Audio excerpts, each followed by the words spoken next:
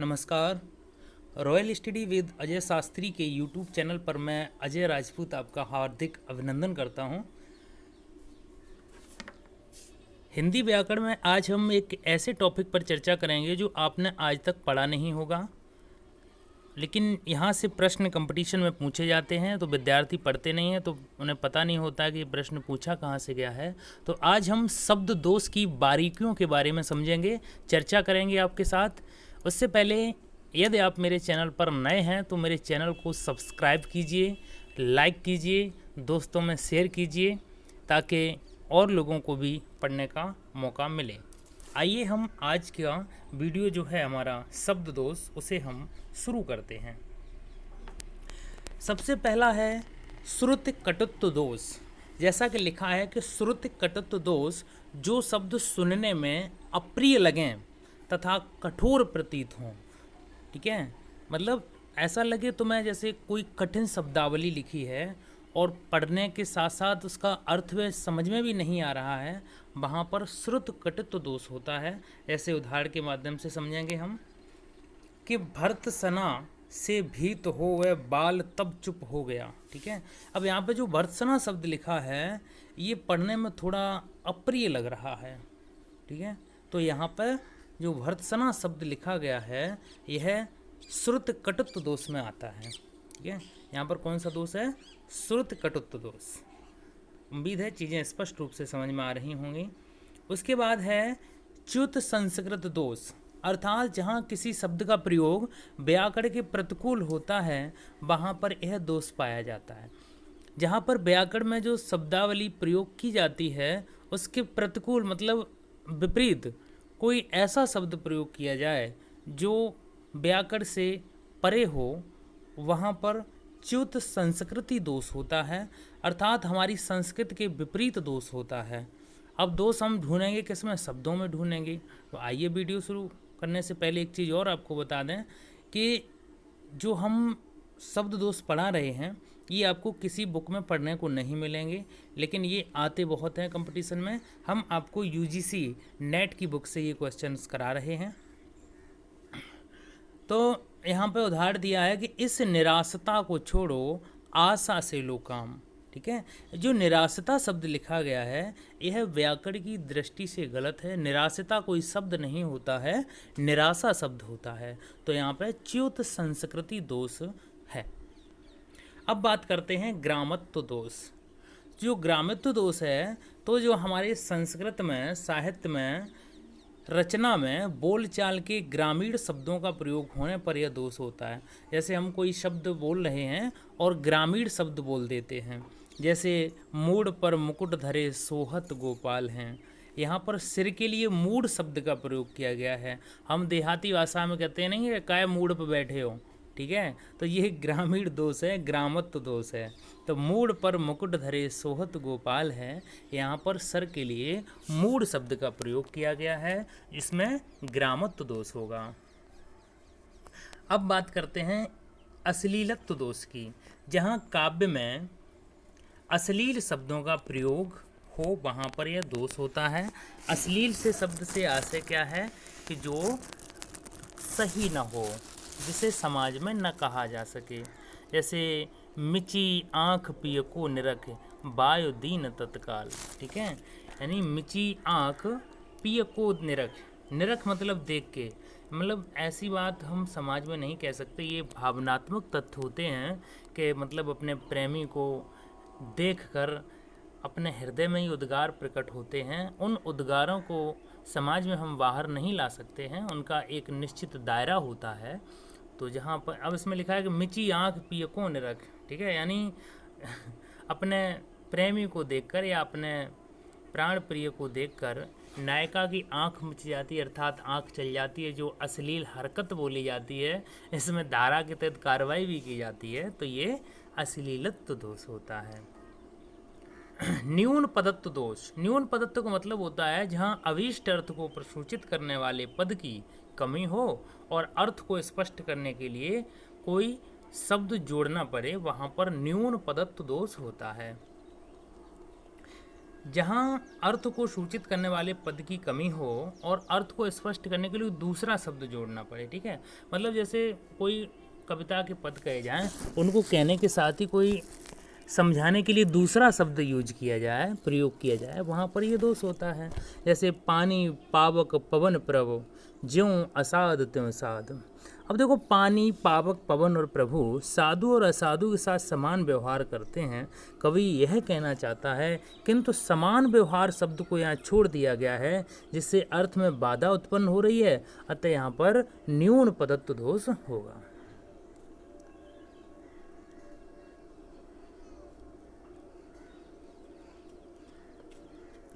अधिक पदत्व दोष की बात करते हैं। जहाँ काव्य में अनावश्यक शब्दों का प्रयोग किया जाए, वहाँ अधिक पदत्व दोष होता है।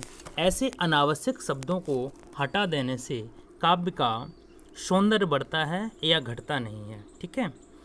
जैसे लपटी पोहप पराग पद, सनी स्वेद मकरंद, ठीक है। यहाँ पर एक चीज़ का अर्थ बताने के लिए दो दो पर्यायवाची दिए गए हैं। जैसे पराग तो पुष्प का ही होता है, अतः यहाँ पोहप शब्द अनावश्यक है, इसलिए यहाँ पर अधिक पदत्व दोष है, ठीक है। पोहप पराग ये दोनों काय के हैं, फूल के हैं, ठीक है, पराग के ही हैं, पुष्प के ही भाग हैं, तो यहाँ पे अधिक पदत्व दोष होगा। अब हम एक शब्द बहुत बोला करते हैं जब कंपटीशन में बैच में हिंदी पढ़ाते हैं, तो क्लिष्टत्व दोष। तो क्लिष्टत्व दोष का मतलब होता है दृष्टकूट पदों या उलटवासियों में प्रयुक्त ऐसी शब्दावली जिसका अर्थ गुणा भाग करके कठिनाई से निकाला जाता है, ठीक है। मतलब बड़ा कठिनता का अनुभव होता है अर्थ निकालने में।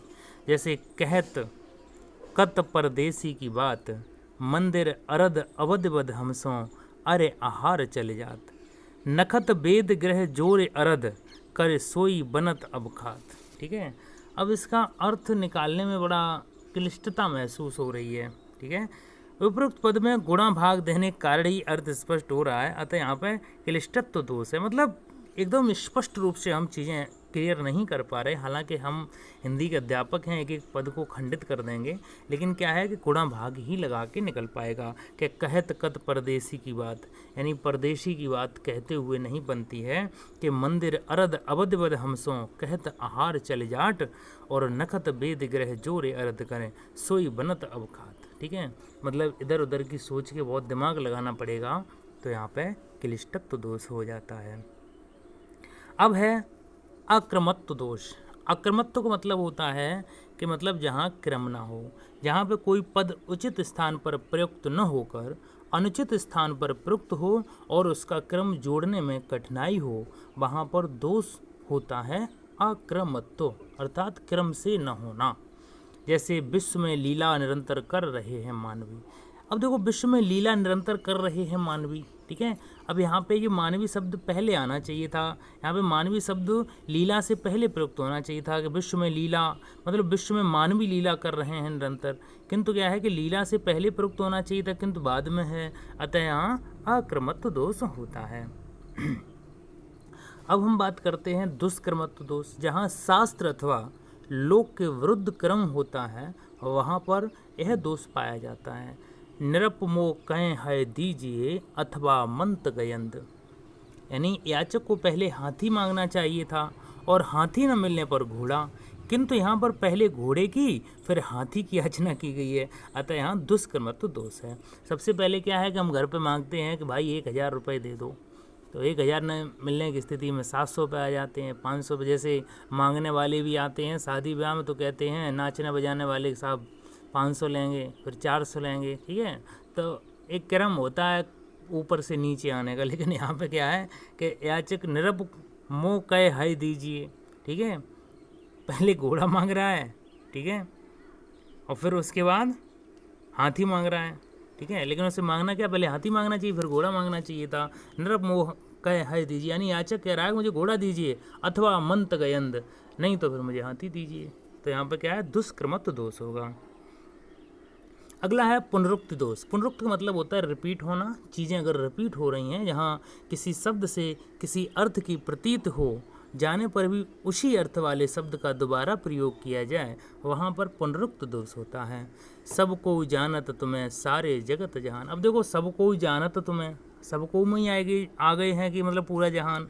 जहाँ जगत के जहान का प्रयोग अनावश्यक रूप से होने के कारण पुनरुक्त दोष है। देखो जग जानत तुम्हें, सबको जानत मतलब सबको ही का मतलब ये है कि पूरा संसार तुम्हें जानता है, और सारा जगत जहान, ठीक है, सारा जगत जहान अनावश्यक यहाँ पे प्रयोग किया गया है, तो यहाँ पे पुनरुक्त दोष होगा। अब है अप्रीति तत्व दोष। लोक व्यवहार में न प्रयोग होने वाले शास्त्रीय शब्दों का वाक्य काव्य में प्रयोग होने पर अप्रतीतत्व दोष होता है। ठीक है, जहाँ पे प्रतीक न हो, लोक व्यवहार में हम उन शब्दों को प्रयोग न करें, जैसे विस्मय या गोदावरी अमृतन को फल देत। यहाँ पे विष शब्द का प्रयोग जल के लिए होता है, जो सामान्यतः लोक व्यवहार में प्रयुक्त नहीं होता है, अतः यह अप्रतीतत्व दोष है। स्वशब्द वाच्य रस दोष, जहाँ भाव व्यंग रूप में न होकर स्वयं ही अपना वर्णन करने लगें, वहाँ पर दोष होता है स्वशब्द वाच्य रस दोष। विस्मृति आ अवसाद घेर ले, नीरव ते बस चुप कर दे। यहाँ नीरवता की स्थिति में चुप कर दे कहने से स्वशब्द वाच्य रस दोष आया है। मुकुट की उटक लटक बिब कुंड को भौं की मटक नेक आँखें दिखाओ रे। यहाँ श्रृंगार रस में टा जैसे कठोर वर्ण का बारंबार प्रयोग करने से रस दोष हुआ है। तो जैसे कुछ शब्द हैं कि उपमा कालिदासस्य भारवी अर्थ गौरवम दांडिन पद लालित्य माघे संत त्रिगुणहा, अर्थात कालिदास को उपमा के लिए जाना जाता है, भारवी को अर्थ गौरव के लिए जाना जाता है, दंडी को पद लालित्य के लिए, और माघ को तीनों उपमा अर्थ गौरव और पद लालित्य के लिए जाना जाता है। तो रीत संप्रदाय के जो प्रतिपादक थे वो आचार्य वामन थे। इन्होंने रीत आत्मा काव्य शब्द दिया, यानी रीत को काव्य की आत्मा कहा। विशिष्ट पद रचना रीत कही। रीत की संख्या 3 होती है, एक वैदर्भी रीत होती है, एक गौड़ी होती है और एक पांचाली होती है। इनमें वैदर्भी रीत को आचार्य वामन ने सर्वश्रेष्ठ रीत माना है। दंडी ने सर्वप्रथम रीत में व्यक्तित्व की सत्ता स्थापित करते हुए कवि की अपनी विशिष्ट रीत का विचार व्यक्त किया है। गुण रीत में स्थापित कर गुण को रीत का नियामक सिद्ध करने वाले प्रथम आचार्य दंडी हैं। प्रथम गद्यकार दस कुमार चरितम के हैं ये दंडी, इन्होंने दस कुमार चरितम ग्रंथ लिखा था। शरीर तावदिष्टार्थ व्यछिन्नम पदावली, ये इनकी युक्ति है, ये कंपटीशन में यदा कदा पूछी जाती है।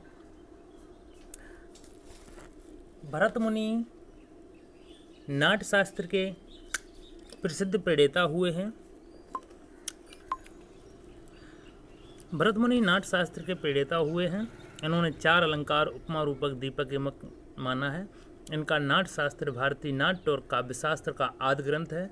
इसमें नाट्यशास्त्र, संगीत कला, छंद शास्त्र, अलंकार रस आदि सभी का सांगोपांग प्रतिपादन किया गया है। भरत मुनि रचित प्रथम नाटक का अभिनय, जिसका कथानक देवासुर संग्राम था, देवों की विजय के बाद इंद्र की सभा में हुआ था। भोज ने श्रृंगार को एकमात्र रस माना है। विश्वनाथ के अनुसार नारायण पंडित अद्भुत को एकमात्र रस मानते हैं। भवभूति ने करुण रस को एकमात्र रस माना है। उम्मीद है आपको वीडियो पसंद आया होगा, तो वीडियो को एक बार लाइक करना बिल्कुल ना भूलें। ऐसे ही वीडियो हम आपको देते रहेंगे। इसके लिए आप हमारे वीडियो पर यूट्यूब चैनल पर विधिवत रूप से बने रहिए। हिंदी का प्रत्येक वीडियो देखा करिए आप, हम बहुत जल्दी ऑनलाइन पढ़ाएंगे। वीडियो देखने के लिए बहुत बहुत धन्यवाद।